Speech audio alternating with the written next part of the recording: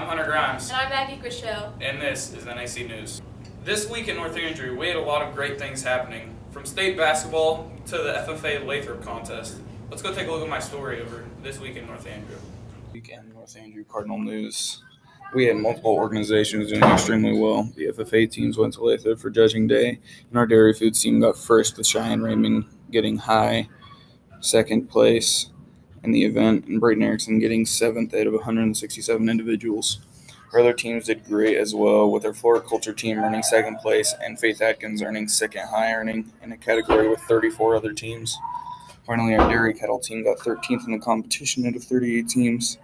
We also found success on the basketball court when the boys turned it around and defeated Chamois, winning third place for the second straight year. Our boys finished 29-1 overall in the season, with their only loss coming in the semifinal game.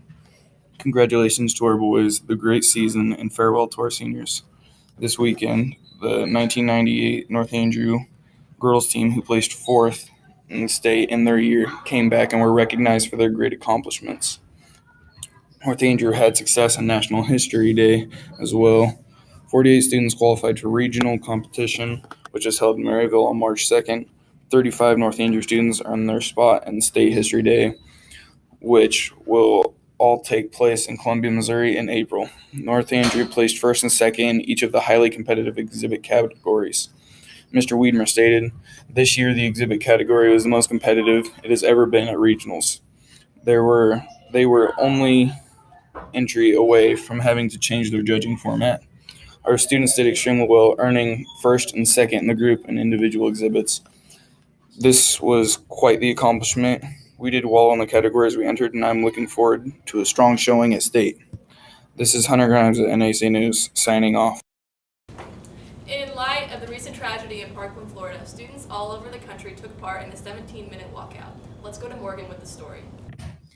Ever since the school shooting in Parkland, Florida, the discussion of guns and what use they have has been on the rise. In the United States, on March 14th at 10 a.m., students walked out of school and peacefully protested for 17 minutes in honor of the 17 lives lost in the Parkland shooting. The walkout was open to anyone. The idea came about by Empower, the youth version of the Women's March. It was the people's way of saying enough is enough. They were simply protesting gun violence and the effects it has had on our lives. I talked to Mrs. Shunk about what she thought. "I think students need to educate themselves more and do more research about it. We have the right to bear arms, and there shouldn't be any ifs, ands, or buts about it." Vera Eidelman from the American Civil Liberties Union shared what schools could and couldn't do in response to students who participated in the protest. Schools could punish students if they miss class, even if they're joining the walkout. But what the school can't do, Eidelman said, is discipline students more harshly because they are walking out to express a political view or because school administrators don't support the views behind the protest. Everyone deserves to learn in an environment where they don't need to worry about being gunned down. Many of us don't feel safe in our schools anymore. For years, we fought for the right to have a safe education, and now we're back to fighting. Parents deserve to be able to send their student to school in the morning and see them come home alive. Congress must take meaningful action to keep us safe and pass federal gun reform legislation that addresses the public health crisis of gun violence. That is what this walkout was about. Speaking of other political stances, Maggie has a story on the Oscars. Let's take a look at that. On March 8, 2018, the Oscars graced televisions nationwide to honor the year's best films and short films. Films like The Shape of Water and 3 Billboards Outside of Ebbing, Missouri were the night's biggest winners.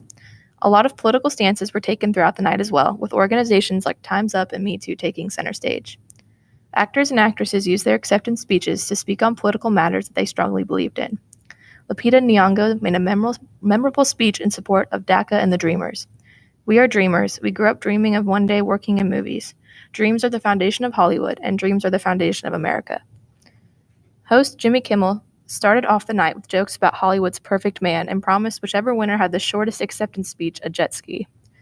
There were many shocking wins in categories like Actor in a Leading Role, which went to Gary Oldman, Directing, which went to Guillermo del Toro for The Shape of Water. The predicted winner was Greta Gerwig for Lady Bird.